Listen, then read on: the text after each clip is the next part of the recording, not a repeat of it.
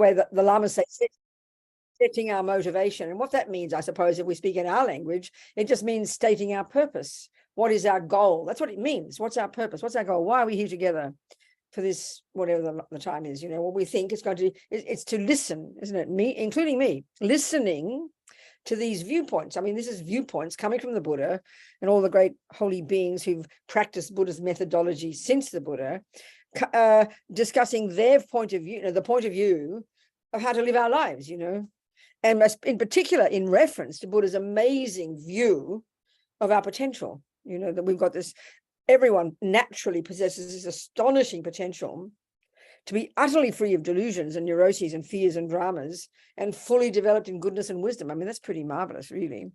So when our goal is to listen to this advice, and even if it's 1% that makes sense, that's fine. Take the 1%, put it into practice, you know. And what's it for? To help us, you know, that's the long-term goal. But we can say that it's to help us to know our own minds well, lessen our own suffering, and grow our marvelous capacity for happiness, but also therefore for empathy with others, because that comes naturally. So we're going to look at that, and we're thinking this is why we're together. So that's our motivation, okay? And by teaching, by talking these views, we're showing our reliance on the Buddha and his teachings, isn't it? So, okay, what is it that blocks us from others? I mean, from the Buddhist perspective, it's super clear, super not complicated, you know. When we study the Buddhist model of the mind, which I think if we are trying to practice Buddhism, we should do that. That text that's called Lorig, that's coming from the monastic university system in Tibet, which came directly from the brilliant monastic university system in India, as His Holiness always keeps telling us, we are the Nalanda tradition. You know, this marvelous presentation of the way the mind, what the mind is, you know, because I mean, if we think about Buddha, there's many ways of framing what he is and what he talks about, but really the fundamental point is that the mind is the Buddhist expertise, and it's the changing of the mind that is what practice is, you know, finally. So from the perspective, as we know very well, of this Buddhist view of the mind, speaking, first of all, you know, there's the epistemological model, which itself is fascinating, but we'll leave that one. We might mention it. But the other one is the psychological model, which is the contents of our mind. And that means in Buddha's view, not the contents of your brain. There's nothing wrong. Buddha has no argument with neuroscientists. But Buddha's view very clearly, and this is really a crucial starting point, let's remind ourselves from the Buddhist perspective, what is the mind, you know? Because it's so different, but we need to understand his view. Well, first of all, the word mind is used synonymously with the word consciousness, broadly speaking, used in different contexts, but basically they're synonymous. And what it's referring to is this, you know, the second point is it's not physical. This is really crucial to understand from the Buddhist perspective. We take that as our hypothesis. It is not physical. It is not the brain. It is even not a function of the brain. I remember working on Lama Zopa Rinpoche's book about death, and during that time I was editing it, I read this book by an American medical journalist called The Undead, and it was all about the obstacles and contradictions and problems that are occurring in the American medical profession, directly in relation to, as a consequence of the whole business of taking organs, you know, that now there's real confusion about when life ends. You know, people coming back to life, people having experiences that show they are aware of what's going on, even if they're under anesthetic, all these different, really people are being forced to question their assumptions, which I think is brilliant. And one doctor who's in this industry, as he said in the book, I can say now with certainty that consciousness is not a function of the brain. I don't know what it is, but I can say that. So this is really good. So this is agreeing with the Buddhist point. So I would say, as I always like to put it, without insulting neuroscientists, that the brain is a physical indicator of what's happening in the consciousness, you know, but only to a certain level, because this is the next point about the mind, the Buddha's view, and this is coming great from the findings of the genius Indian scholars and yogis well before the Buddha. As His Holiness always likes to point out, it was these amazing Indians more than 3,000 years ago who were the ones who began the investigation into the nature of self, and, you know, and now, you know, all the Christian Judaic world are now discovering that. All the white people, the European people, the Americans, and everybody, they're now discovering that there's been views about the mind around for several thousand years. They probably thought it was Mr. Freud 100 years ago, so arrogant. So anyway, the Buddha's perspective is that, and this is coming from the marvelous Indian experiences before the Buddha, is that the mind has these much subtler levels of capacity for cognition, because that's what the mind is. You could define it as this.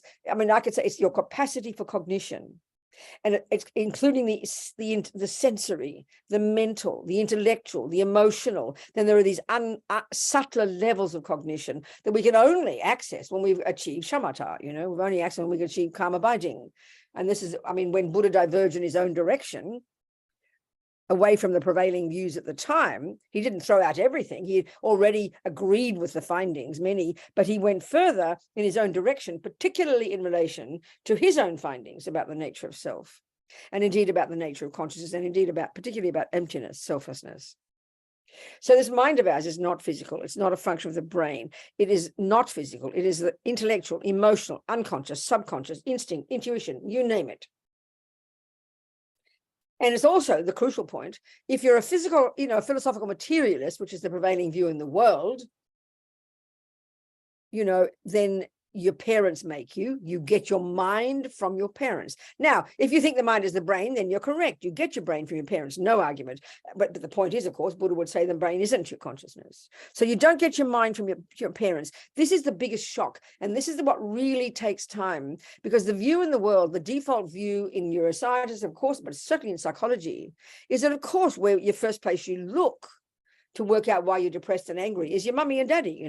This is not the Buddha's view. This is really quite shocking. We've got to be clear about Buddha's view of the mind, even to answer the question we're going to get to, which is the point of the talk. So you bring your own mind with you. And the other point is, of course, there's no, as we know very well, Buddha diverged particularly on the point of this view of creator or some essential energy out there that's the source of everybody. That no such view in Buddhism. We don't need creating, Buddha says, because his view is, of course, the business of reincarnation, and that consciousness is a beginningless and endless continuity of mental moments, and that whatever you do in your mind is what produces your mind, and you bring that to the next life. I mean, we go into our mother's womb programmed completely with all our own tendencies. Our mind is our own. This is the major point in Buddhism, which should underpin our practice. And if we don't get this, we're not practicing properly. This is a fact. So, okay, given this, then to learn the psychological model of the mind, which is the contents of it, it's almost deceptively simple, actually, the way Buddha describes all the thousands of different states of mind. He basically, the Buddhist view, putting it simply, divides them into three categories. That you either have negative, neurotic, I-based, fear-based, miserable, unhappy states of mind, which are the source of your suffering, but which Buddha amazingly has found are not at the core of our being, and we can remove them. And this is basically what practice is. Then you've got the second lot, and these are our saving grace. These are the source of our happiness. These are valid states of mind. The others lot are ridiculous. They're not in touch with reality. They're emotionally destructive. They're miserable. The second lot are compassion, wisdom, kindness, love, all the positive qualities. I mean, in modern psychology, this almost sounds a bit sort of simplistic, and rather almost we take it as judgmental. But this is, if we don't understand this approach, then we don't understand Buddha, quite frankly, and therefore we do not understand Buddhist practice. It's very clear. Now, the third lot, they're neither negative nor positive, neither virtuous nor non-virtuous. And that's a bit an odd concept. But this lot, I prefer to call them the mechanical parts of our mind. And that's to say things like intention, volition, concentration, good memory, all those different mental factors that we all know we need. And whether you're a murderer or a meditator, you need good concentration. So these are the states of mind that are neither negative nor positive, but it's how you use them. And they are fundamentally necessary to function in whatever you plan, whatever you do. So that's third lot. But this first two, these are the ones we have to learn to become intimately familiar with in order to identify the negative, neurotic, deluded, depressing, unhappy ones. Why? Because we want to try and get rid of them. Why? Because Buddha has found you can. And guess what, folks? They're the source of your suffering. So this is now the answer to our question. It is the prevalence of these states of mind, which really are the voices of ego, that literally cut us off from others. Literally. I mean, as Lama Yeshe says in his lovely book, Mahamudra, quoting Chandrakirti or somebody, the very fact of positing an I, you're positing other. This is one of the major dualisms, which of course sounds so abstract to us, because the absolute given in the universe is that there are me's and others. But the Buddha, as we well know, says once you've achieved Buddhahood, which means you've rid the mind of all the delusions, and you've got bodhicitta, I mean, there's no longer a separate sense of self. There's no question, Even when you realize emptiness, forget about bodhicitta.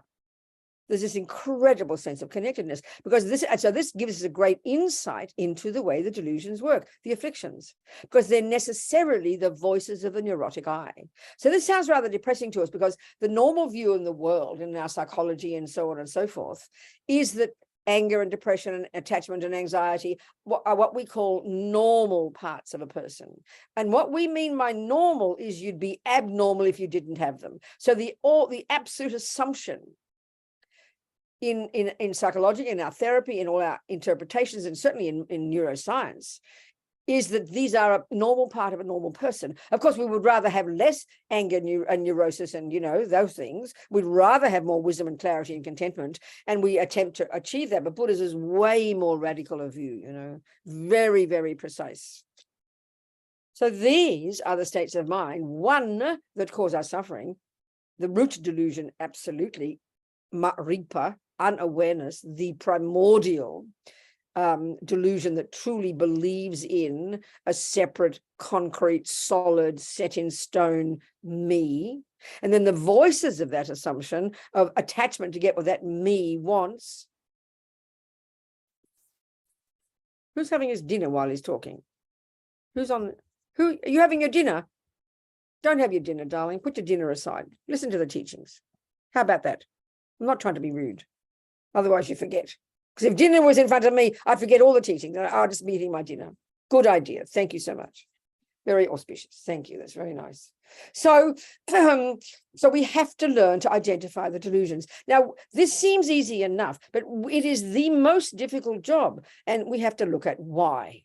Well, first, because we're brought up in the modern views of psychology, and they're so integrated into our world, and we take them so much as the assumption of truth that we know we have them, but as far as we are concerned, the cause is the boyfriend and the mean boss and the unkind grandmother and the next door neighbor and the bad things that happen on the planet. And that's what we talk about when we go to our therapist. You talk to your therapist, you're depressed and you're angry. And of course, she's going to talk about your life and who are the people in your life. She'll look at the conditions of your life. And we all naturally assume the depression is a function of that. The anger is a function of that. Now, there's nothing wrong with talking about the outside world in a way to understand your mind. But the Buddha's view is so direct. We really don't quite get this. It's got nothing to do with the outside.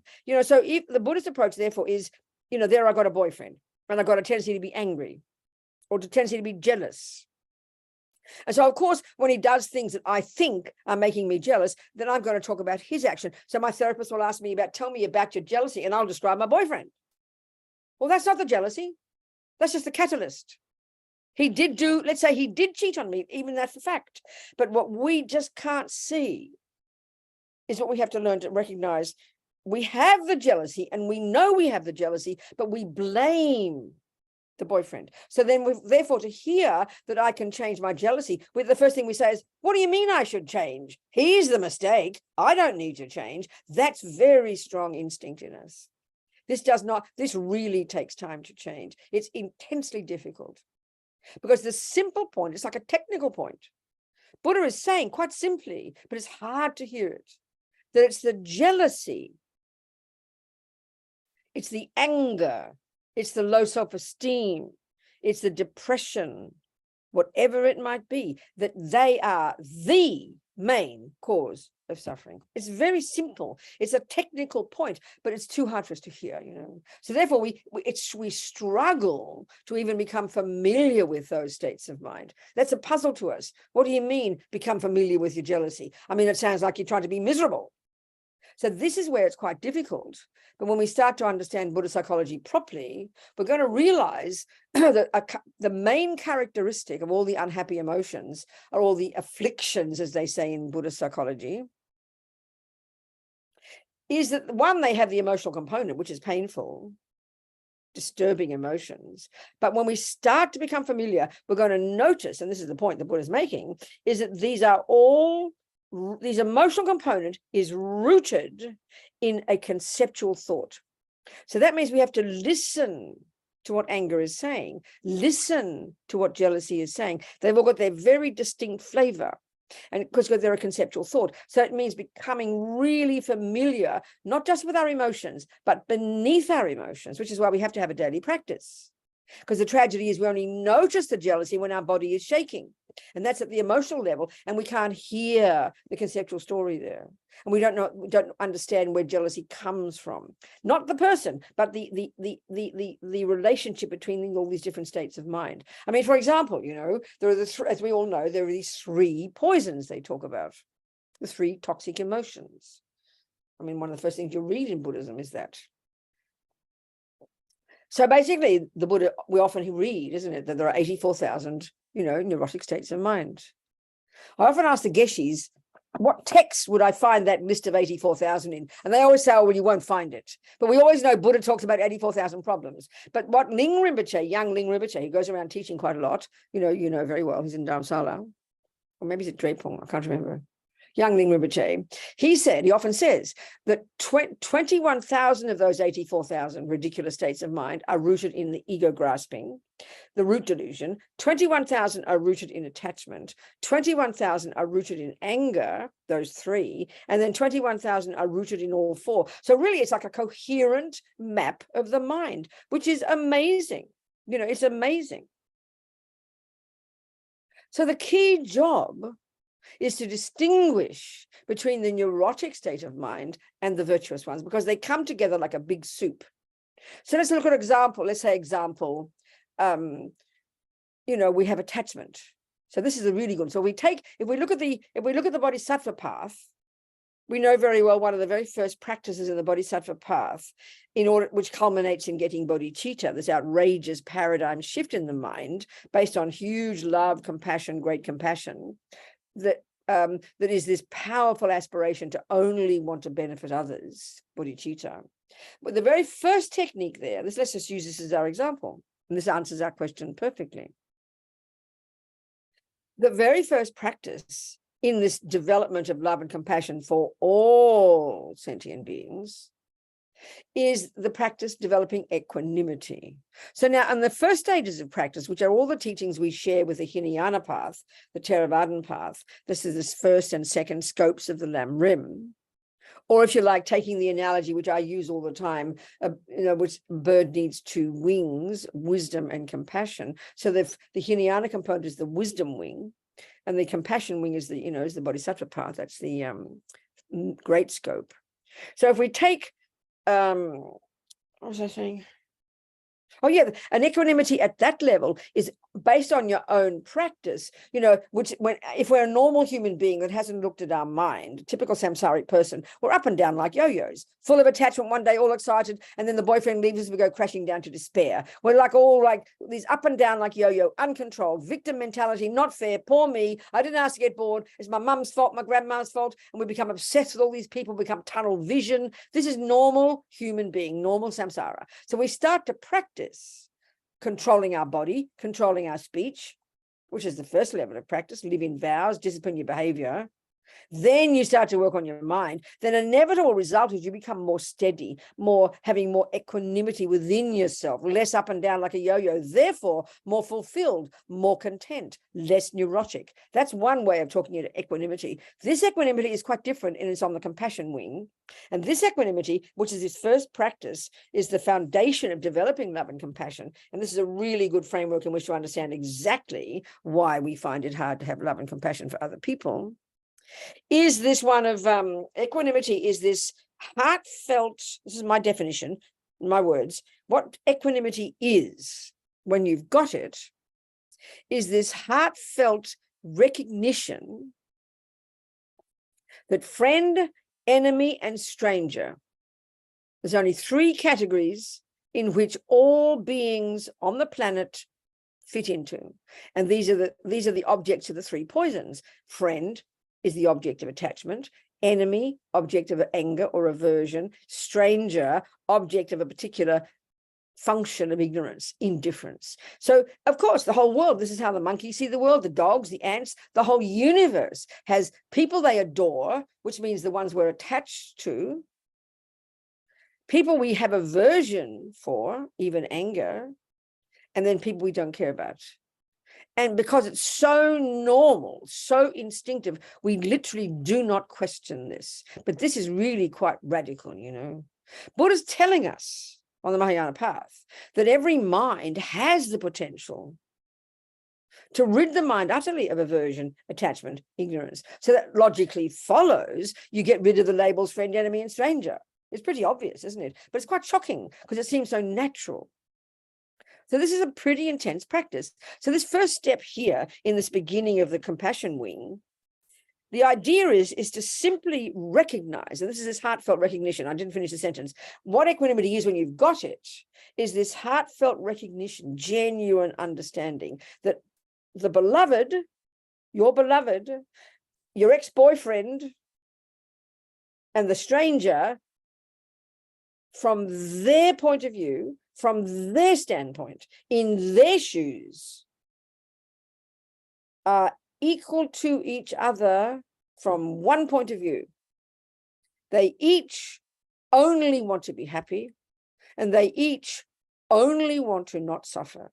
That's really the recognition of that. That's equanimity, I tell you. It's a very powerful state of mind. Intellectually, first, we must understand it, and we can prove it intellectually, but it really takes time to practice it. Of course it does. Already, this is showing us why, you know.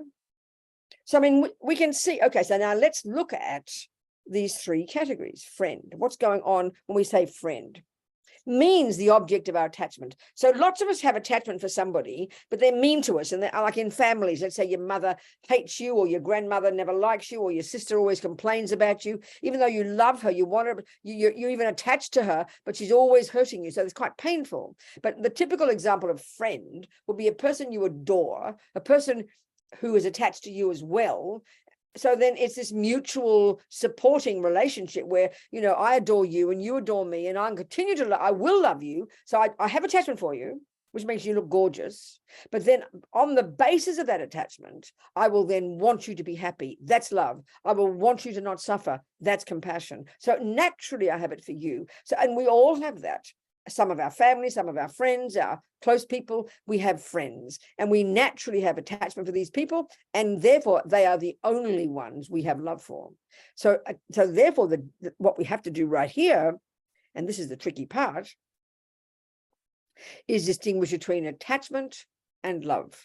They're completely different states of mind. One is in the first category. It's effectively, as far as Lord Buddha is concerned, in the Four Noble Truths, it is the main cause of suffering in daily life.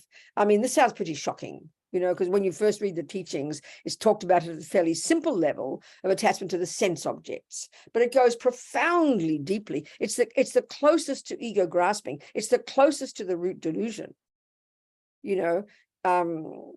It's really primordially deep.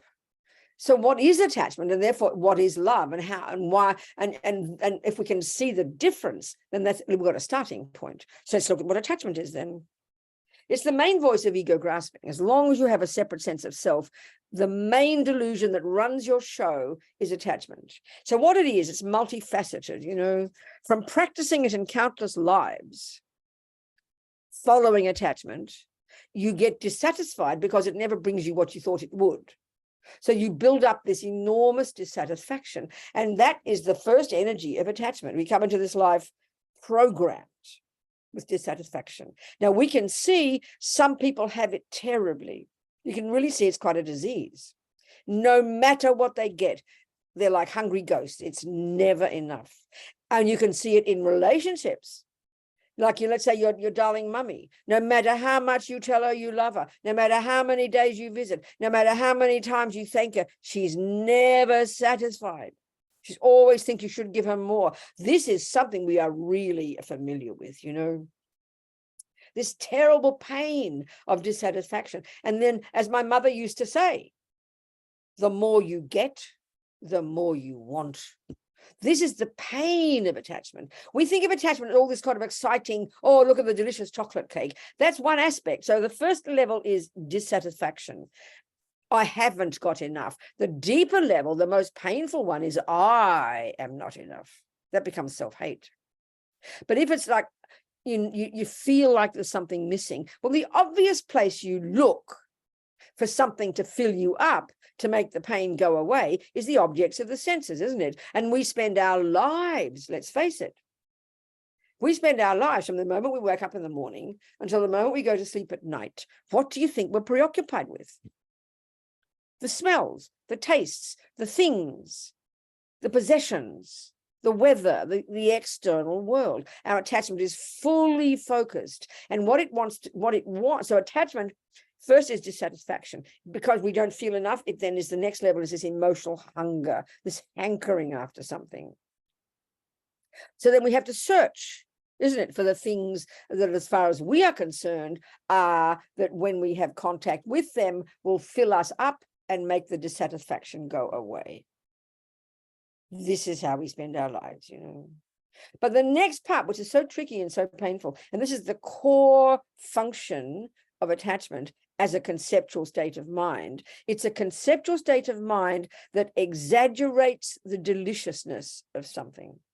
When we get that, so there's the emotional hunger component, and the more the emotional hunger is there, the more you hanker after that person, let's say, and then the more your attachment makes them look totally divine. This we know.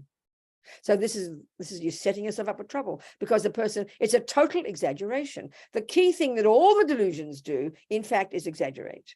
They embellish. As Lama Zopa puts it, what the delusions do is decorate on top of what is there, layers upon layers of characteristics that just aren't there. And that's exactly what attachment to your new boyfriend or to your baby or to your husband or to whatever it is does. Makes them look divine, you know. We recognize this. So then, of course, or whether it's a chocolate cake or the piece of clothing or whatever it is. So then, because it looks more divine than it really is, and you have this emotional hunger for it, then you manipulate to get it. And then when you get it, you possess it. We recognize every one of these states of mind, and these are all the function of attachment, and it pervades our minds. So now, of course, we've got the virtues as well, and this is the point now.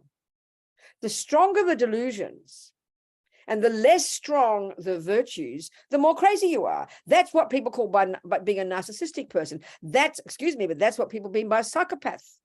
It's a person who's only got mainly attachment, mainly anger, mainly paranoia, mainly jealousy, maybe main manipulation, arrogance, all these qualities, and they can't access much of their virtue. That's what we mean by a psychopath.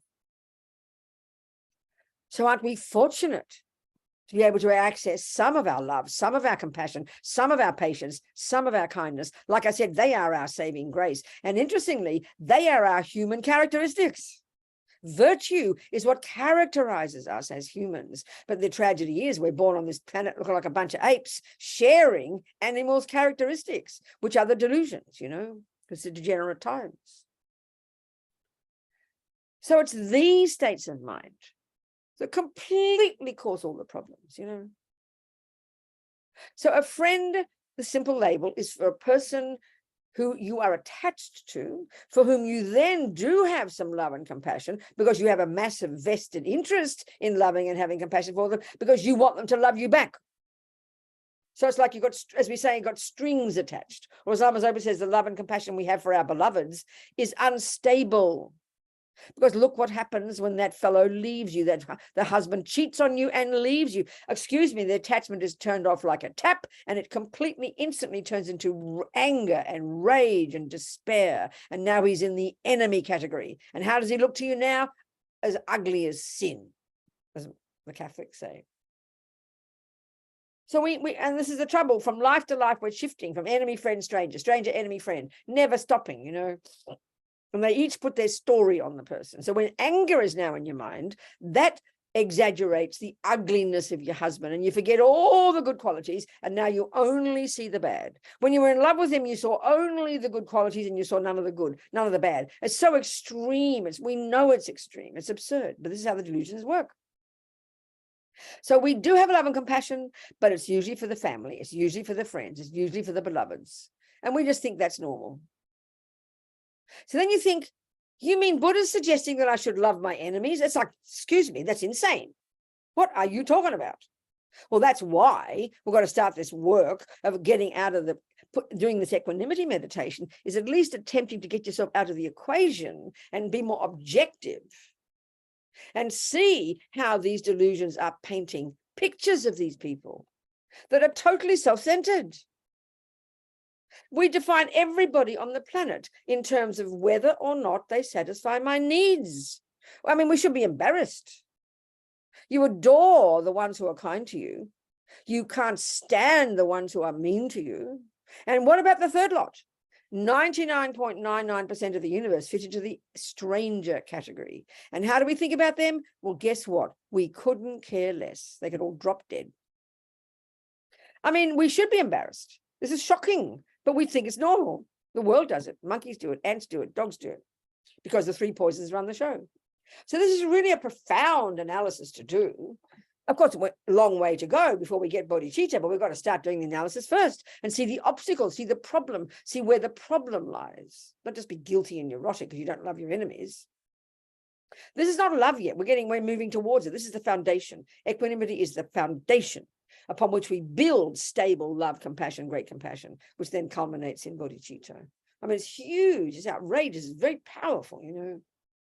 So it's to see the logic. You've got to use logic. You see, delusions are very emotional. These emotional frictions are so powerful, but our trouble is we only notice them when they come to the surface and become emotional. That's why we have to have a daily practice that enables us to step out of our head and then give us the ability to be observing our minds before things become emotional. And it's then that we're going to hear the stories, you know, the conceptual stories that are attachment and anger and jealousy and all the others before they become emotional, before they hit the body. That's our problem. We're so addicted to our bodies. We only notice what our mind is doing when it becomes physical, you know. It's way too late. It's just way too late, you know. So attachment is the prevailing delusion that is related to what's called a friend. It makes them look divine. Therefore, you do want them to be happy. And it's easy if you adore your grandchild, and it's not being critical. You adore your grandchild, which means you have masses of attachment for them. That means they look totally beautiful to you. You know that. Then, of course, you want them to be happy. You will do anything for them. Of course, you don't want them to suffer. We do have love and compassion, but it's easy when you have attachment for somebody. This is the point to see, you know. So as soon as that grandkid, let's say that they start becoming a problem maker and they chuck the chairs at you and they get angry and they scream and they yell and they get into drugs. I mean, we still might love them, but it's really hard, isn't it? Because they're making life so difficult for us. So then what is love like? What are the virtues like? They're not, see, the delusions are all utterly in their nature self-centered, utterly. It's a really good term in English, self-centered. The self, the I, is the center of the universe, is the one that is the main voice in our head. And when we have strong attachment, we see the entire world in terms of whether or not things make me happy, fulfill my needs. So as soon as the person doesn't, they're in the enemy category. If they proactively don't do what I like, if they disagree with me, if they're mean to me, you know, whatever it might be, they go into the enemy category. We mightn't use that word, but it's a great word for people you have aversion. Aversion is the bare bone state of mind that manifests either in the most volatile way of anger, In a mild way, and this is what we never pay attention to, but we really need to, aversion also manifests in a mild level of anger, which is called frustration, annoyed, irritated, upset. Even anxiety, is related to that. So this is what we have to understand. This is huge in Buddhist psychology. The relationship between attachment and aversion. On the face of it in our lives, we use those words, but we wouldn't think there's a relationship. But this is the point. I remember when I heard Lama Zopa say this in passing years ago, it was a revelation for me that anger or aversion or irritation or upset or annoyance or depression, when it's deeply internalized, and let's look at that, they are the response when attachment doesn't get what it wants. So attachment is this little junkie in us. We shouldn't be guilty. This is an amazing analysis that enables us to see our minds really clearly and why we suffer, Aversion or anger is the response when attachment doesn't get what it wants. And the fact of the matter is the attachment is their default mode continuously, every day, automatic, under everything. It's just there. And it's like this really fragile child. It can't cope with anything bad. Attachment is a junkie that only wants everything to be lovely. It can only handle everything being lovely, which means the way I want it. So it's totally self-centered, just naturally, just naturally self-centered, I-centered, which means it's based in fear. All the delusions are based in fear. They're all worried and anxious and neurotic. That's why they're so painful. It's totally I-based, and the stronger it is, literally the more cut off you are from others. Because the more you only have attachment, then you see every let's say the sentient beings only in terms of whether they satisfy you or not. And the stronger your attachment is, the more precise that will be, and the more annoyance you'll get, the more frustration, the more irritation, the more anger. The millisecond a person even shouts slightly too loud, you'll have anger. So the more attachment you have, the more aversion you have. Well, not always. Depends on some people. Don't have so much. But okay, put it this way. Aversion, the volatile level is anger. That's evident. The quieter level, and we never pay attention to this. We don't think it matters. We just think it's normal. Oh, I get irritated. I'm upset. I'm frustrated. I'm annoyed. They're all mild versions of anger, which is the response when your attachment doesn't get what it wants. If we can see this, it's, I tell you, a revelation into your own life. It's enormous. It's amazing. So you've got to catch these moments of annoyance. Some people are very volatile and will shout and yell and scream, and it's evident they have a problem. But everybody gets annoyed or frustrated or irritated, but you don't think of it as a problem. You don't go to your therapist, oh, I got annoyed yesterday. She'll laugh at you. Come back when you want to kill your husband, But that's when we have to start paying attention. So there you are, you're in the kitchen and hubby's slurping his tea yet again. And he knows it annoys you, and but here you are. And if it's a really old habit, you'll blurt something out, That's a mild level of anger. Because why? Because your attachment doesn't want the slurping.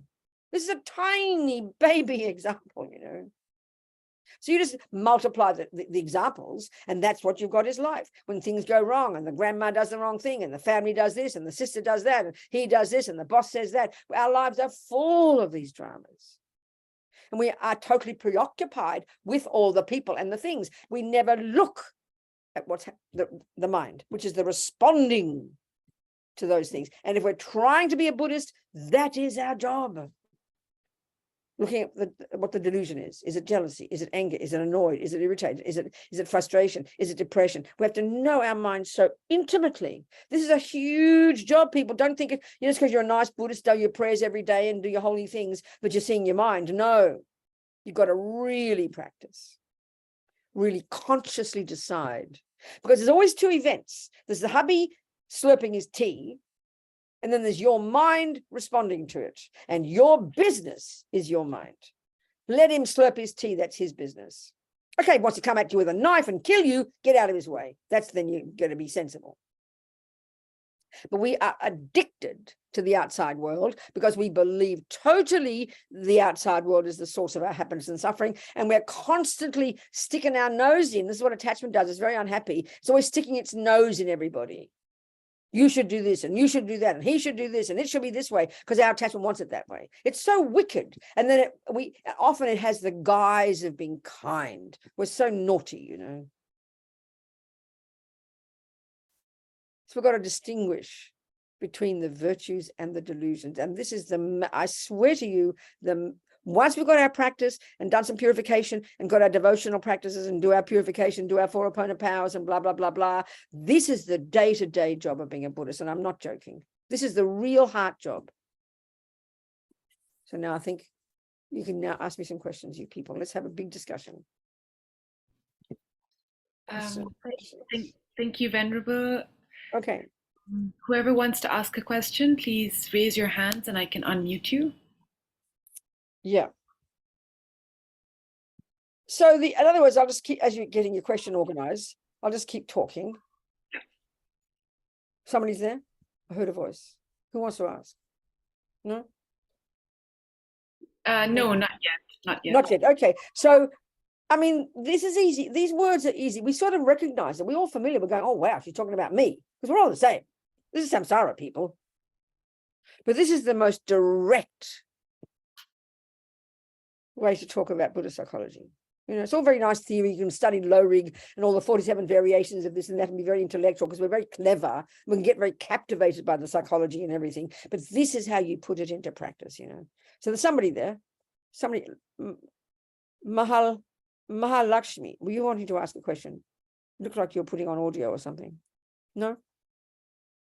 Never mind. When you're ready, you just put your hands up. Okay, Amita, talk to me. Sweetheart, yes.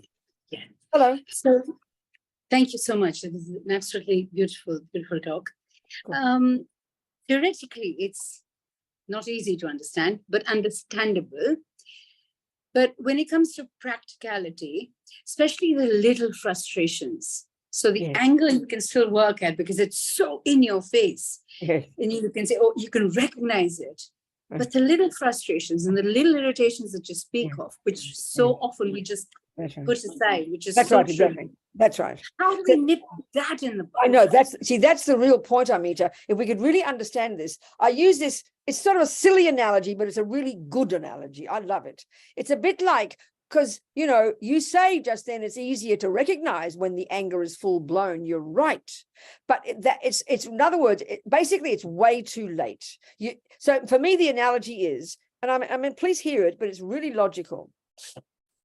You got a car and you drive your car, but you've never heard of mechanics. You've never heard that you can fix the wheels and fix the tires and get the brakes organized. You just drive the car and drive the car and drive the car until one day at 100 miles an hour, if you can get any freeways in India where you can get 100 miles an hour, you know, suddenly you go, oh, the wheels are falling off. What will I do? Let me tell you, that's exactly, the wheels are falling off is the anger. In other words, we don't pay attention, Amita. This is the point. We're not familiar. We don't think it matters. So in other words, you know about cars. You know, most people, your car might crash, your car might do many things, but I don't think wheels fall off that often because we take care and we're paying attention and we hear the wheels wobbling and we go to the mechanic and we fix it. So that's the wobbling is the mild ones. So this is where we have to learn to pay attention and not just take irritation, annoyance, frustration for granted as a normal state of mind. It's the beginning of anger. It's the wheels wobbling. It's a sign. And if you really check your wheels wobbling and you go to them, and I mean it seriously, then you would never have the wheels falling off. And that's exactly what I'm talking here. So that's the real job. We can notice it when the anger is loud, but in a sense, that's the wheels falling off at 100 miles an hour. It's a little bit late. The best you can do is damage control. That's why people have such suffering. Why do you think people kill each other and rape and lie and harm? Because the emotions are completely out of control because we never pay attention. And this is not the way our culture is. So it's a massively powerful job. That means we have to have a daily practice and we have to be watching. And that's the thing about a mindfulness meditation. I mean, there are many misconceptions, I think. One of the big misconceptions is because you want all the thoughts to go away, because indeed the thoughts are painful. The jealousy is painful. Oh, I'll meditate, it'll all go away. That's insanity. I can even say, until we've really got shamatha, you're going to have lots of thoughts going along. And because the delusions are the cause of the problem, actually the benefit of a little practice every morning is not that the thoughts went away, but that you notice the thoughts even more. And you need to do that, because once in your meditation, even for 5 minutes, you're stepping out of your head for 5 minutes. You're consciously focusing on just watching your breath. You don't allow your mind to wander off. You bring it back to the breath. That's an amazing training that you bring into your life. You open your eyes, you go downstairs, there's the hubby slurping his tea, and you're bringing to bear that skill of noticing your mind. That's when you can catch the wheels wobbling. That's when you can catch the irritation, and you grab it and you can, come on, Amita, give it a break. The man says he's allowed to splurt his tea. It's just my attachment. It's just my annoyance. It's okay. And you literally be your own therapist, as Rami, as she puts it, and you change the story. So it will never, the wheels won't fall off. This is the real skill, Amita. This is the job we have to do. Are we communicating? She's disappeared. Where are you, Amita? She's gone away. I don't know what happened to her. Anyway, I hope that makes sense to everybody. This is the skill we have to learn. Don't wait for the wheels to fall off. Don't wait for the anger to rise. Don't wait for what about depression? This is a really good example. You don't explode, but when your attachment doesn't get what it wants, you have aversion like everybody else, but it's internalized. You don't express it. So it builds up and builds up and builds up. And then one day you can't get out of bed because you are inert with depression. Don't wait till then to notice your mind. This is the essence of daily practice, I swear to you. Yes, very much here. And that analogy is fabulous. It really makes sense. Yes. So Thank it just you so really, much. and so it demands this self-respectful talk to ourselves, like before you after you practice, before you join the family and go here and go there and go to work, I'm going to watch this is the interesting point. All the lamas say, and it's in the teachings, the first level of practice is body and speech. You control the servants of your mind. And this is one practice that's pretty powerful. When they say when you're with others, you watch your behavior. When you're on your own, you watch your mind. But if you're sitting at the sink, your first practice is at least zip the lip. Don't say the words. Then you look at your mind and you work it out. So when we're with others, you control your behavior. Then we can begin to really work on our mind. But if we're not aware of our mind, the words just vomit out. Oh, the wheels are falling off. Well, it's just too late. This is the essence of daily practice, people. And that's why we need a good practice. We need purification, and we need real, sincere self-respect, because this is for our benefit as much as anybody else's. And it's the hardest one. So it's a really good point, Amita. Thank you so much. So now there's Rita and there's Priya and there's Div. I think we had Dibs first. Okay, first? good. Talk to me. Okay. Talk to me. Dibs, if you'd like to go first. Yeah, thank you so much. Thank you. So my question was that currently I'm going through a situation that your talk gave me an answer to, but having anger and having that self-respect and putting out that anger to that person, not putting that anger out to that person, doesn't that give that person a lot of leverage to continue doing what they are doing? And isn't that being less compassionate towards the world? Because yes, I hear you, Divs. It's a really good point. And this is where we get into how to be compassionate wisely. So right now, you see, okay, right now, if I haven't done much work on my mind, the I will be prevailing. And as soon as you say one word that annoys me, and I'm going to think, well, I have to tell Divs because she's going to keep doing this to other people. And so I justify my interfering and giving you a lecture. So now this could be perfect, Divs, if I've really worked on my mind and I genuinely have compassion for you. In other words, the only time to give advice to somebody is when you've done enough work on your own mind and you truly want to benefit them. So that's when, if you're a mother, let's say, that's when it's, especially if it's a mother, if you've got this responsibility for somebody, then it's your job to give advice. Often because we're so attached to our kid, we'll let them get away with murder because of our attachment, So if we're really a wise person, and wisdom comes from working on your own mind, you will truly want to do what's beneficial for them, and you will say something. But if it's coming just from self-centeredness, we can lie to ourselves, and in the end it just becomes arguments and fights, and we get very righteous and very arrogant. So we really got to watch ourselves.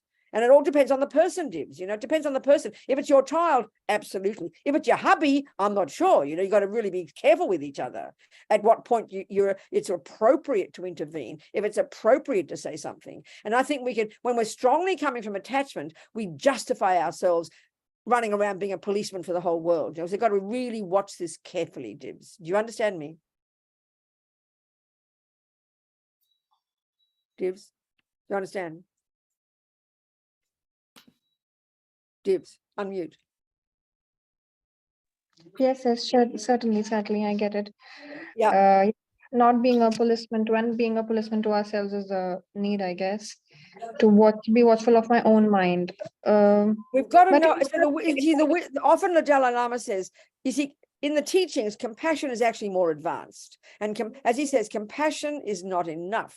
We need wisdom, and wisdom is what you get the more you work on the mind, the more you understand yourself, the more you know your own mind well. Then you will have empathy for others, and you won't just tell them off because you're angry, and that's what we tend to do. So you've got to have a genuine wish to benefit that other person.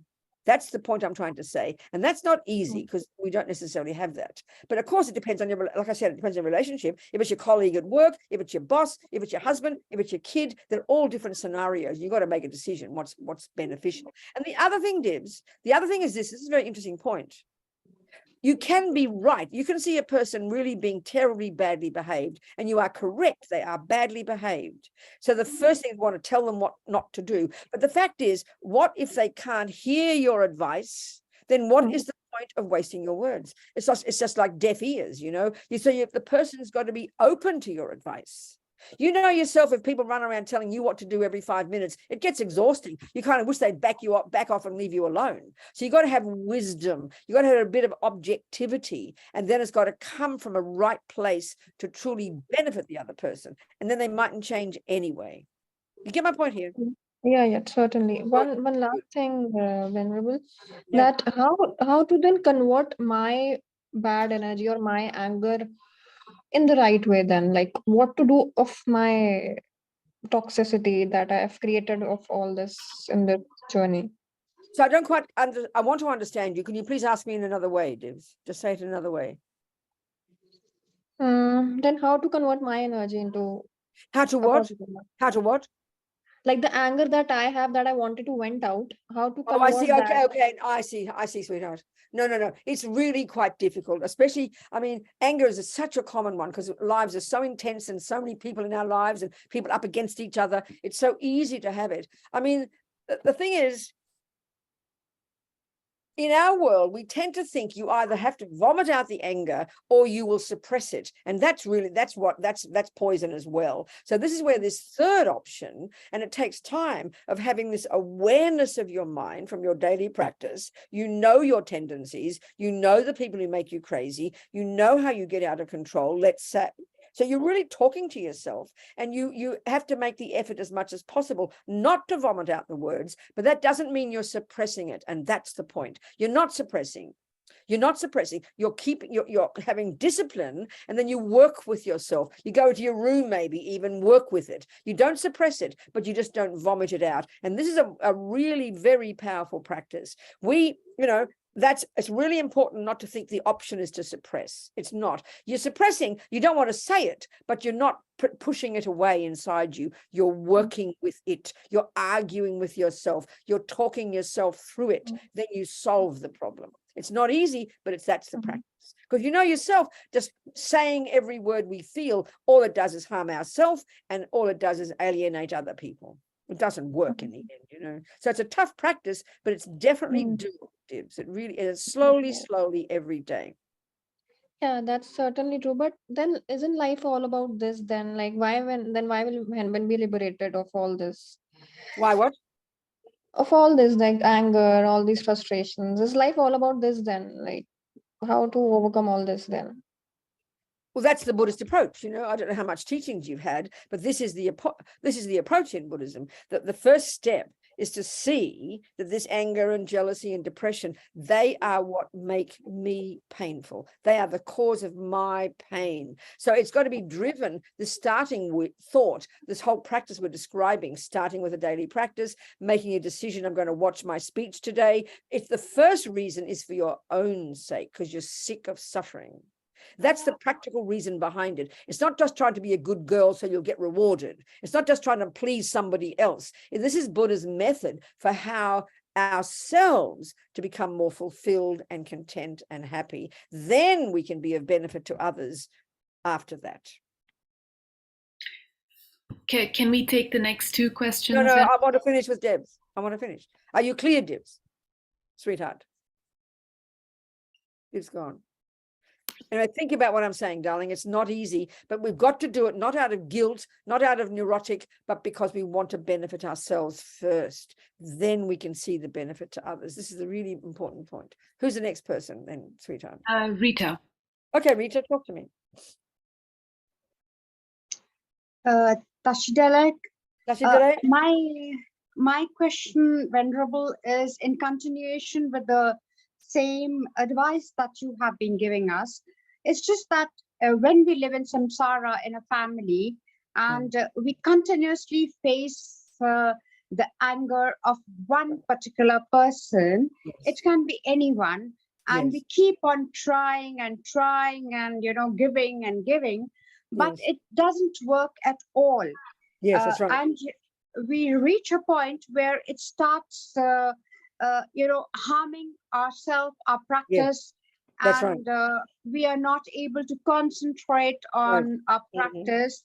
Is it okay to cut off all relationships with that person? I understand. Will I be getting bad karma by doing this? I understand, after Rita. trying for many years. Yes, I understand, Rita, and it's a really good point. And of course, it's tricky, but I think because in our lives, in our cultures, most cultures, there's a very strong emphasis on family, and it feels like the worst thing possible to give somebody up. But we've got to be practical. If we look, I don't joke when I always quote, there's some number in the world that's accepted that something like 40% of all women who get murdered are murdered by the man in the same bed, meaning close family. So if we had enough common sense in our relationship, let's say, I'm using an example of a husband who's abusive and angry, if you have enough common sense and enough self-respect, you absolutely should leave that person. There's no question. It's just common sense, but we feel guilty about it. We feel, oh no, they really love me. Oh, I should love them. And then one day you get killed or you kill them, So there's no doubt, but it demands a very firm decision coming from the right place, because we get guilty. We think, oh, people will criticize me. Oh, I can't give up my grandmother. I can't give up my auntie. Yes, you can. But it's got to come from the right place, not out of anger. And you've got to be brave, because if it's family, people will criticize you. People love to do that, but you've got to be intelligent. It's a very sensible thing to do. In other words, a person who's got a bit of self-respect, who's really got a good practice, you either are like a bodhisattva, which means it won't harm you, or if you know where you're at and you're not a bodhisattva yet and you just can't cope, you must cut off. It's intelligent. But it's a brave decision to make, and you have to do it for the right reason, Rita. Thank you so much. That answers my question and makes me feel nice. But while I am doing my practice, at times, thoughts of what has happened to me, like you said, it is me, and I should not think of I. But at times that does seep in, because it's a very close relationship. Of course it is. Yes, I understand. And it makes me cry. And at that time, I reach the lowest level, and I'm not able to practice at that moment. I might become better the next day, but it does keep happening. No, I know, Rita, this is where, so first of all, there's all these different approaches. So if we've got very strong confidence in the law of karma, and I don't know if you have, that really does help, because you see, when we understand attachment, Rita, it's very self-centered, and don't feel this as criticism, it's just how we are.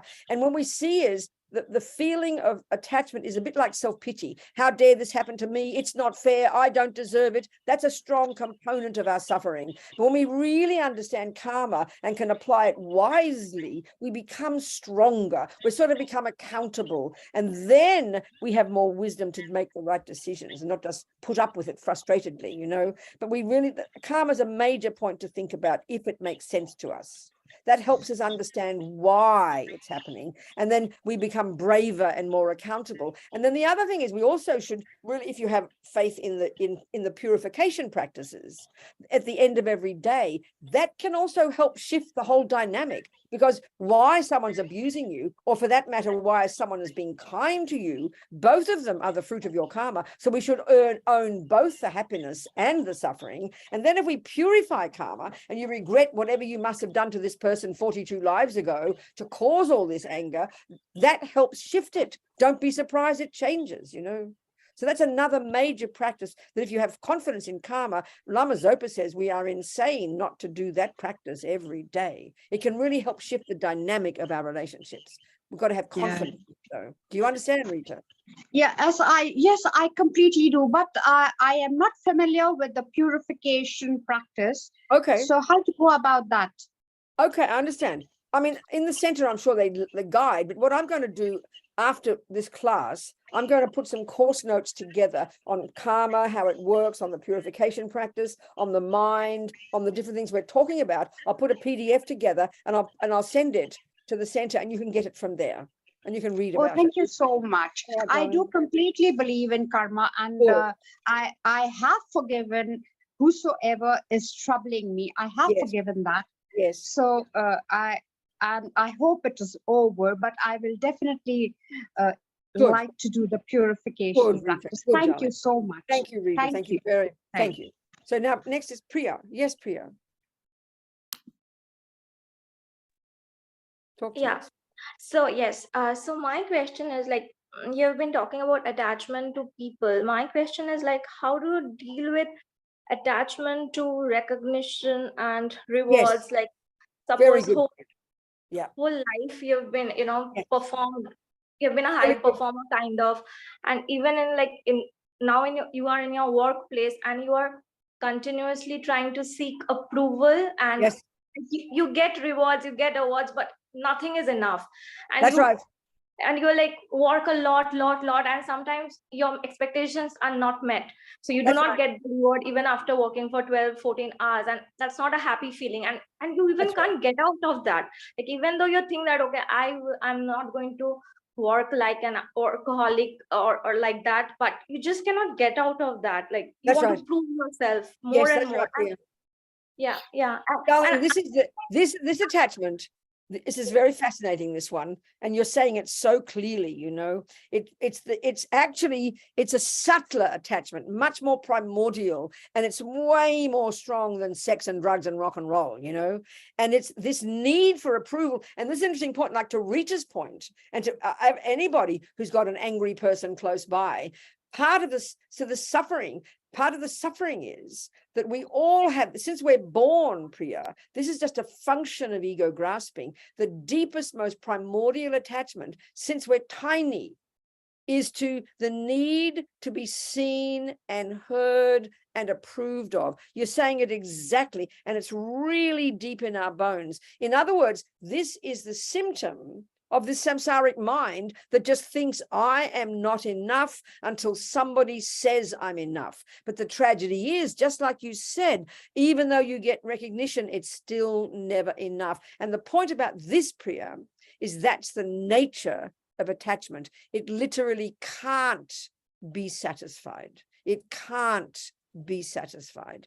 And it's like, it's a slow job to do. And this is the point. This is what practice is, darling. Every day, the practice of doing our things and all the other practices we do, and doing our purification every day, watching our body, watching our speech, controlling our mind, and slowly learning. I like to put it this way. It's like, there's a lovely saying in English, learning to become our own person, learning to have confidence, learning to be content, learning to give up the craving for the food, the sex, the drugs, the approval, blah, blah, blah, blah. This is the deepest one. So even in Rita's example, being abused by a close person, all attachment wants is to be praised. And then when we get the opposite, is so painful to us. But darling, it's really, you hit it on the head. It's incredibly difficult, and it will not go away overnight. It just can't. But the more we're aware of it, and it's the deepest kind of attachment. So that means we have to learn to hear it, counteract it every time. Every day we have to work on it, notice it, because often the conversation is going on for days and weeks in our mind, and we don't even notice. So the more we pay attention to our mind, the more we understand this type of attachment, the more we try to learn to slowly become content, become fulfilled, argue with those voices, argue with that. Well, I'm good enough as I am. I've done a good job, and have the confidence to leave after 5 hours, and you know you've done a good job. When you really are confident, and that takes time, then it won't matter if people don't approve of you. And we can see that with some people who are cringing all their lives, fearful of what people think, trying to be a good girl. And then they wonder why they're being used like a doormat, because that kind of craving for approval turns us into a really weak victim. And we become terrified of doing anything because we're scared of upsetting people. We can see it. So it's a really powerful one. And I think it's very strong in families. I often joke, it's true, the tyranny of families. I remember one talking, especially you can still see Indian culture is very strong, Chinese culture. I mean, it's more degenerate in the West, it's just more degenerate. It was just the same when I was a kid. But, I remember talking to this young woman, and she was worried. She was at university and she was studying what her parents wanted, not what she wanted. And then she also wanted to be in another city. She talked about wishing she could do something else. And I just said to her, well, you could leave home. And it was like I just said, you could kill your mother. She was so shocked because she was so driven by this fear of even thinking of doing something that would upset her parents. Now, this could be compassion, but we mix it with this fear of being criticized because we're craving to be approved of. So we have to be brave sometimes to do what we really want and not be afraid of criticism. And that's how you have to do it sometimes. You've got to take courage, and it grows slowly. And as we do that, we become our own person. I find that a lovely saying. It's not easy because we're scared of being criticized. We're scared of what she will think and what mummy will think and what daddy will think, what the world will think. We're scared of everybody's opinion. So we stay paralyzed, It's quite intense. So you're really you're on the button, Priya. But slowly, honey. Are we communicating?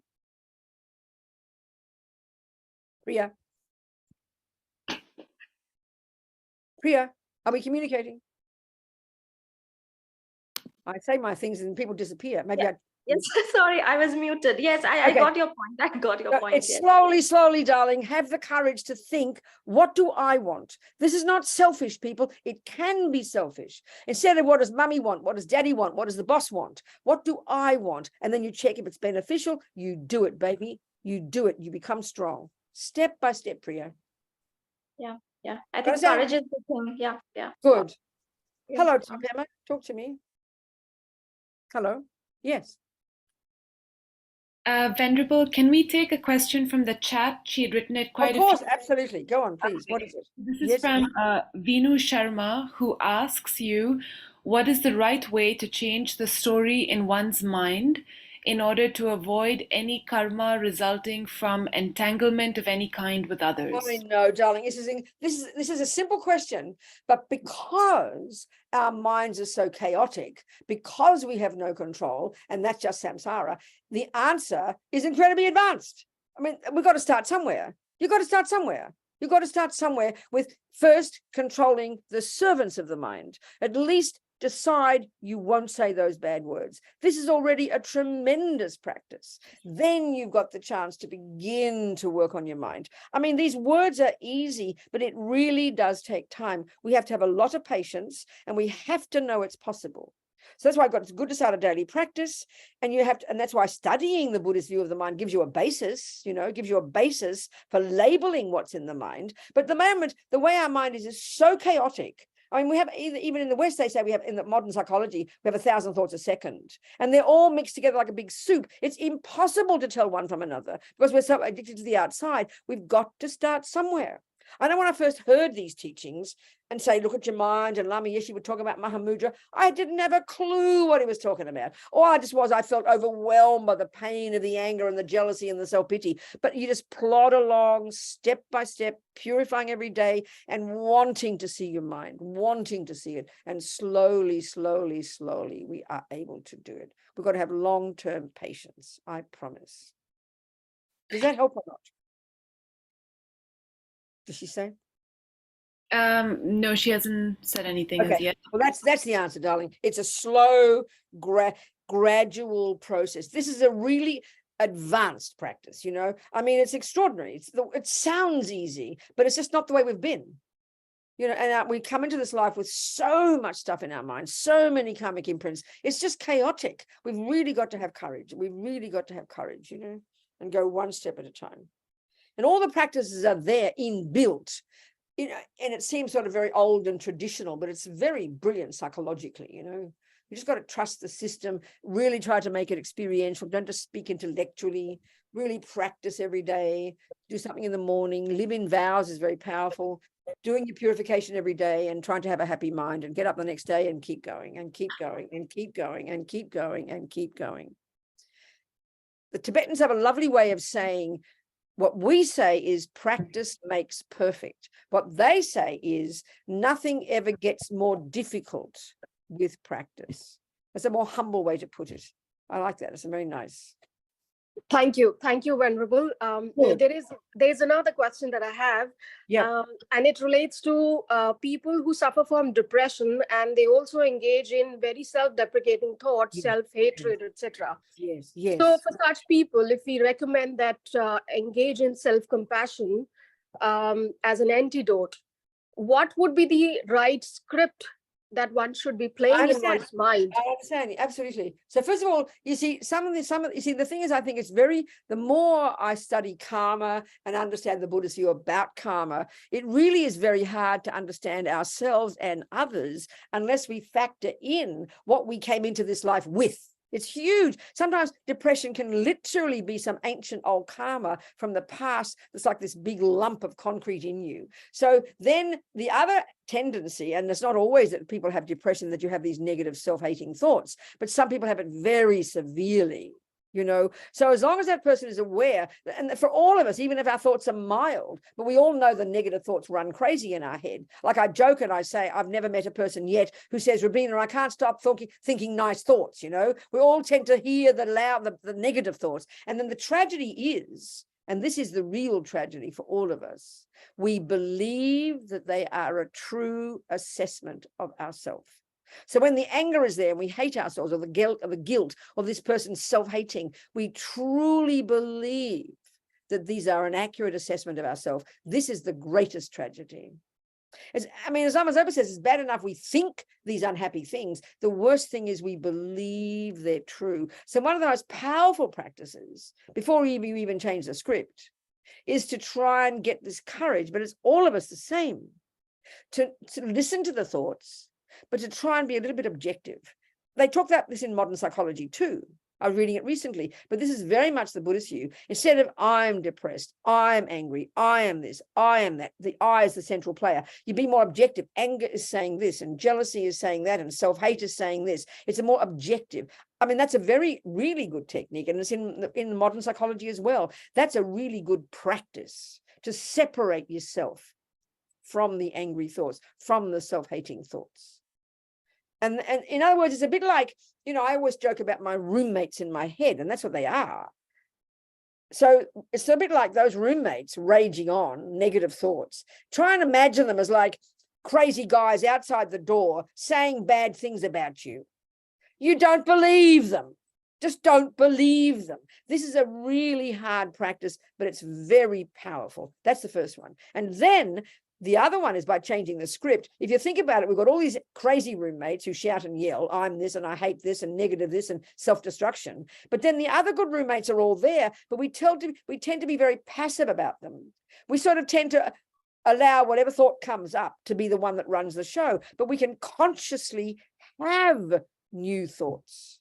We can decide anytime we like to consciously say positive words, but we tend to wait for them to come. Well, they won't come. You've got to bring them out of the closet, under the wall, under the cupboard, under the bed, out of the wardrobe, and bring them out. And this is the other part of you, the virtuous thoughts, arguing nicely with the negative thoughts. This is the changing the script one. And that's where the more we're familiar with our thoughts, if you wrote them all down, if you just wrote down your thoughts, anybody with some semblance of intelligence would go, well, there's anger. Oh, God, that's low self-esteem. There's arrogance. There's self-pity. There's jealousy. You can identify by the words what the delusion is. So then you do the opposite. You argue with it, you know. It's not an easy one, because the main thing is we're overwhelmed by the thoughts and then we believe they're true. That's the tragedy. So the first one is try and be more objective and hear them, and then not my anger, my this, I that. That's a powerful one first. Are we communicating? Are we communicating? She doesn't seem to be there anymore. Okay, I hope it made sense. Before we go to the next person, can Yes. we just ask at the center if there's anyone? There are quite a few people at the center. If anyone here there has a question. Good, please do. Are there? Yes, please. Okay, looks like we don't have any questions at the center Okay. right now. So Pema, would you like to ask your question? Yes. Okay, hello, Robina. It's Marisa from Rome. Good. Nice to see everybody. Yes. Okay, so I guess we're talking about our personal problems. You know, I work for others and don't, you know, I try and work as much as I can for others, but I've kind of turned into a grump. You know, I don't know how to, and like in the kitchen, you know, I live with monks and with Tibetans, and I just don't have a nice way of saying things, and it comes out always harsh, and this I'm always saying, oh, I'm so sorry, but I say it from morning till night, you know, and I don't know how to get that nice voice and say things instead of always being a grump. So, okay, so what's your analysis of where those words, what delusion is driving those words? What is that? What are the words, and what delusion are those words an expression of? Because all words are the thoughts coming out loud. So what are those thoughts? Are they angry? They sound like angry thoughts, don't they? Impatient. Actual anger, maybe more frustration or Well, tired. that's mild anger.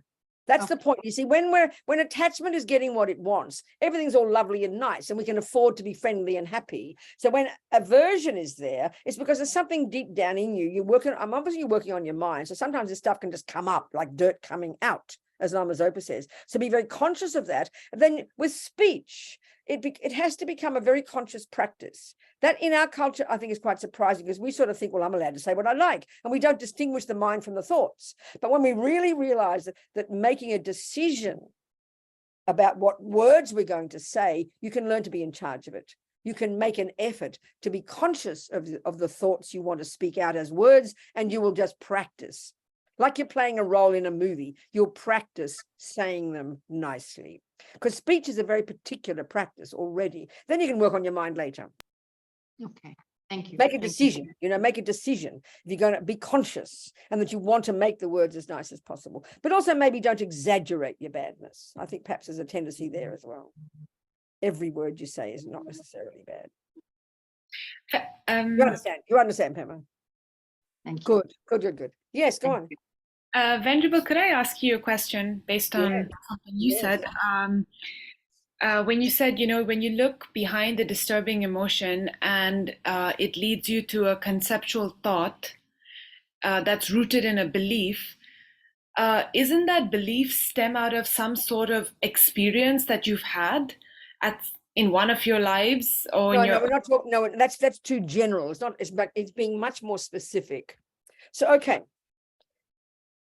Attachment is defined, the definition of attachment, it is a conceptual thought that exaggerates the nice aspects of an object. That at the heart of it, that's attachment. Now, because we've practiced it for countless lives, it's become multifaceted. It's got an emotional component. The body's involved, and a multitude of things are all happening at once. So when you start to become familiar with your mind, and you see the expression of attachment, which is you're looking starry-eyed at the cake and you grab it and shove it in the mouth. That's the sign there was attachment in the mind driving you to that. But we don't pay attention until the cake's in the mouth. So you track back and you see you're seeing yourself. You track it back. You track back. Oh, there was me uncontrolled. I saw the cake. I was thinking of the cake. I was so excited, because when you think of the attachment object, because you feel like something's missing, that's attachment. You then think of the cake. You get all excited. Then you imagine the cake, and then you see the cake, and everything's out of control. So then you've got to shove the cake in the mouth. So you track the experience back. Before that came, there was over expectation. You had expectation. Before that, there was the exaggeration of the deliciousness of the cake. Where was before that? That was the feeling of something missing. And before that was this habit of attachment deep in my bones I've had for eons that is exaggerating. So it's a really multifaceted experience. But you track not behind, but down, unpacking. Ever more subtle, and it comes down to this tendency in the mind that's just flowing continuously of attachment, or this emotional component of attachment, always wanting something more because we're dissatisfied. And why we're dissatisfied is because we've been practicing attachment. It's quite multifaceted and quite huge, really. But the fundamental point about all the emotional delusions is that they are conceptual thoughts. Anger is rooted in being a conceptual thought that exaggerates the ugliness of the person. So these parts are evident. If you describe the cake, you're describing an exaggeratedly delicious thing. If you describe the ugly boyfriend, you're exaggerating his ugliness. So it's evident it's conceptual story. In other words, another way to put it, more simple, we feel the emotion of it. But if you wrote down the words of attachment about the cake, what have you got on a piece of paper? Concepts. And it's clear, wow, that cake is the most divine cake. It's going to make me so happy. I can't believe how delicious it is. I mean, it's exaggerating it. It's exaggerating it. Anger exaggerates the action of the boyfriend.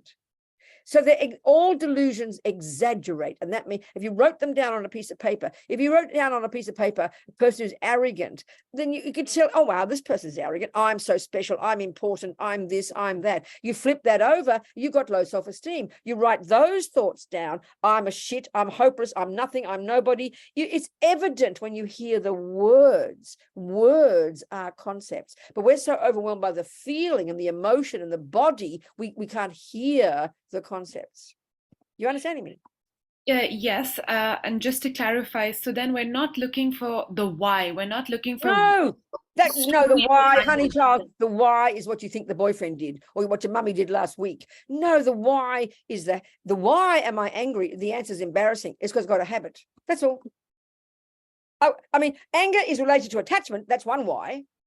But the other why, literally, why are you playing the piano wrong? Don't complicate it. It's because you've got the habit of playing it wrong. Not because somebody did something to you many years ago when you were a child. Always what we think. That's the typical modern psychological view. And that those things did happen, but your mind is yours. So you're angry now because you were angry yesterday, and you were angry yesterday because you were angry the day before, and then you were angry, and you go back to back to conception in your mummy's womb. There was anger there because you brought it with you from being angry before. So you track the anger back. We are so addicted to the outside event being the main cause. That's not the answer. It doesn't mean it didn't happen. But if you didn't, no matter what happened, what your father did to you when you were 2 years old, if you didn't have anger in your mind, you would never get angry with him. Anger's yours. It's so simple, it's shocking. Right. Thank you. You understand? Yes. Thank you. And take responsibility. It's not guilt. It's a revelation, because that's the one you have to change. That's the one you have to change. It's a real shift in thinking. It's a massive shift, I tell you, I tell you. It really is. Then you're becoming a Buddhist, I promise. We have one, maybe this can be the last question at the center. There's a couple, there's a pranhash as well. We've got time, it's okay, we can go over a little bit, it doesn't matter. So then go on, talk to me in the center. Who's got something in the center? Yes, sweetheart. Hello. Hello.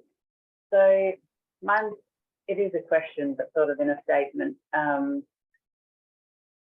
I have, I suppose, attachment to niceness. To what? To niceness, to always seeming really nice, always being really nice, trying to, what I call kind. But my partner points out that kindness is very different than niceness. And my attachment to niceness is basically my fear that people aren't going to like me, or they're going to not think I'm a good person. That's right. So how do you? Well, honey child, you know, it's a really good point. But my point to you is, it's brilliant, is, you know, if you want to solve a problem, you have to label the problem accurately, and you just hit it on the head. So once you've established the problem, the answer is evident. You change the story. It's not that easy, like I said before, but you're seeing it so clearly. So first of all, the other point is, don't discount the whole of your niceness. You've got delusions, and your attachment is there to be loved by others and approved of. So you're one of the good girls. Then you've got kindness, you have got kindness, and you have got compassion. You don't dismiss those, but they're polluted by your attachment. And sometimes the attachment can dominate. So when you have, like I said before to the other person, if you start to recognize you have the courage, you know, to say no to somebody because you really can't do it at this time, and you risk the fear of the person disliking you, but you do it because it's the right thing. It is, and so you know what you want yourself, not always being fearful. You've got to catch that and counteract it. But don't give up the kindness and the love, because that's also genuinely in there, and that will grow even more strongly as you progress. So keep moving, sweetheart. You identify the problem beautifully. It's perfect. Well done. Good, darling. Pranhash, talk to me. Hello. You have to unmute. Yes. Hello. Hello there. Talk to me. Hi. Hi. So after listening to your talk, yeah, I had this thought a couple of months ago, and I have been studying palmistry as well, so it is related to it as well. Good. So and you talked about past lives and karma. So my question is, are we on autopilot, illusion by free will? I'm sorry, I missed the question. What was it? Are we on autopilot, illusion by free will? I understand. Autopilot's a really good point. I mean, the way they talk about karma is, it's really just one way of karma ripening is just we're programmed in habits. So instinct, even when we do something instinctively, it's nothing fancy. It means we've done it that often that it happens automatically. So even if you play the piano beautifully, you're basically playing it by instinct, but it's not mystical. It's because you've practiced and practiced and practiced. So of course we're on autopilot. That's why we have to start being conscious and looking into our minds and making decisions and reprogramming our minds. That's the idea. Are we communicating? Yeah. Does it answer the question? Yes. Yes? Are you sure? If you're not satisfied, please ask more. I want to understand you. So is there such thing as free will? Like a good question. All right. Okay. This is a tricky one. The first thing I want to say to that, I always do, is we've got to really look at the source of that concept. And my thought is that comes straight from Christianity. I don't know if Muslims talk like that. I think it comes from Christianity. And that's such a prevailing view in the modern Western world. And then many people now even think of it as a scientific fact. Well, using those words literally, it's a load of rubbish for the Buddha. Free means there's nothing that plays a role in that decision. It's just you have the ability at any given moment to make a decision to do this or that. It is just not logical. We know it's not true. You know, there are so many factors all involved in you deciding to do something. You can't just say it's free. Free means not dependent. And the Buddha's teaching fundamentally is everything is a dependent arising. So we do have the ability to choose. Put those words, that's correct. But even then, it depends. You could argue everybody has the ability to not be angry.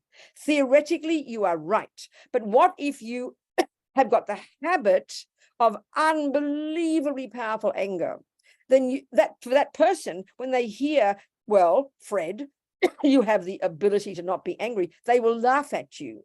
because they just can't hear it, because anger is such a habit. Nevertheless, they still do possess the ability to not be angry, but you've got to wait until other things happen in their life that give them the opportunity to then look freshly and go, well, that's interesting. Now I see it's possible. So everybody does have the ability to be a Buddha, but not at the moment. We've got to put the conditions together. It's more nuanced than merely saying, do we have free will?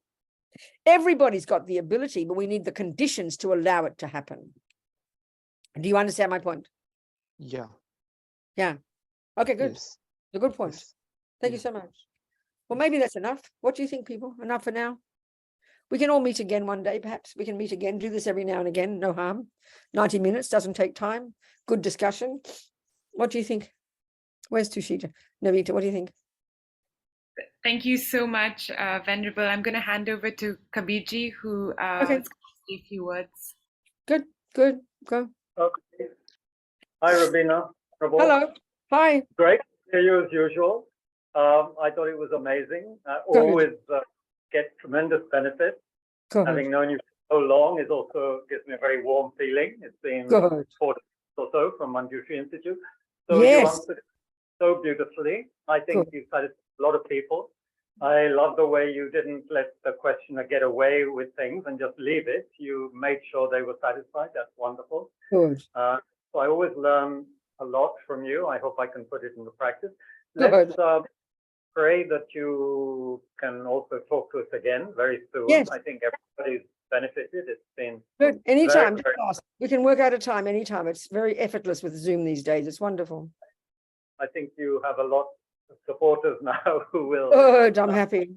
Will pester you again and again to teach. Okay. And I hope you will agree to that. Yes. So really, thank you so very much. Shall we end with the swift prayer of His Holiness the Dalai Lama for Lama Zopa coming back? Shall we do that little prayer? What do you think? Sure, of course. Is it appropriate? Yes. Well, some of you might not know our Lama Zopa Rinpoche, who passed away, and we have this wonderful little prayer that His Holiness the Dalai Lama wrote for us. So, you know, we make this little aspiration that Rinpoche come back soon in a form that we can see and hear. As Lama Yeshe said, the Buddha is dead, so the Four Noble Truths only becomes real for us when we hear it, and this is my words, from the mouth of a person in front of us. And that's the Guru, that's the spiritual mentor. So that's Lama Zopa for many of us. So may he come back. We'll say the words that the Dalai Lama wrote for us. Can we put it up there? Do we have it? Do we have it? Oh. Sorry, I didn't have it. I'll probably have it somewhere. I'll just say it. If you got, have you got it there? Can you find it? Somebody? Yeah, you have it. We're looking, Venerable. Okay, good. Just looking for it. Oh, darling, that's good. Pop it up. We'll come. I'm sure it's there somewhere.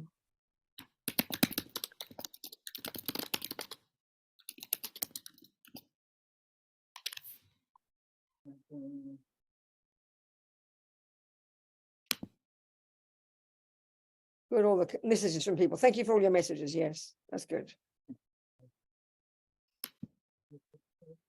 You've got it there? No. Not yet. Well, let me see if I can find it and I can share the screen. Yes, please. Swift return. Swift return. Yes, I just you got it. Good, darling. Okay, you put it on the screen now. That's great. Well done. So this is little prayer by His Holiness. He wrote very kindly, very sweetly. Here we go. Peerless teacher, an assembly of children of the victorious ones, Shravakas, Pratyeka Buddhas, victorious Losang, this is Tsongkhapa, father and sons, together with your lineage, all the objects of refuge of the infinite lands, please now bestow the virtue and goodness to accomplish this prayer. In holding and spreading the Muni's precious and complete teachings through explanation and practice, you wore the armor of patience that is never discouraged. Incomparable Venerable Guru, to you I make request. Next page.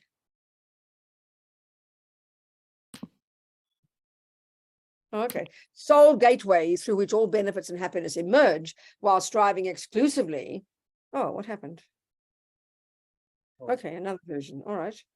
Oh, I must have opened my version. That's what it was. Oh, I see. That's why I could move my version. It was most peculiar. So striving single-pointedly for the sake of the victorious one's teachings, the sole gateway through which all benefit and happiness emerge, and from other living beings, you suddenly departed to peace. Such a great loss. Nevertheless, through the undeceiving truth of the blessings of the ocean of the three jewels and the great waves of bodhicitta of the children of the victorious ones, may the smile of a reincarnation swiftly beam in glory for fortunate disciples. All right. Thank you, precious people. So kind. Thank you, thank you, thank you. And I'll see you again somewhere, somehow, but keep moving. The main one is have long-term. His Holiness says, always aspire to do what's most beneficial. And then if you can, long-term better than short-term. So to have this feeling of a long-term, and that gives you steadiness and courage to just keep moving one step at a time with confidence. This is the main thing, okay? Never give up. We will be successful, okay? Much love, everybody. Thank you so much. Bye. Bye. Wonderful. Good, no? Got your money's worth today. Good. Yeah, take care.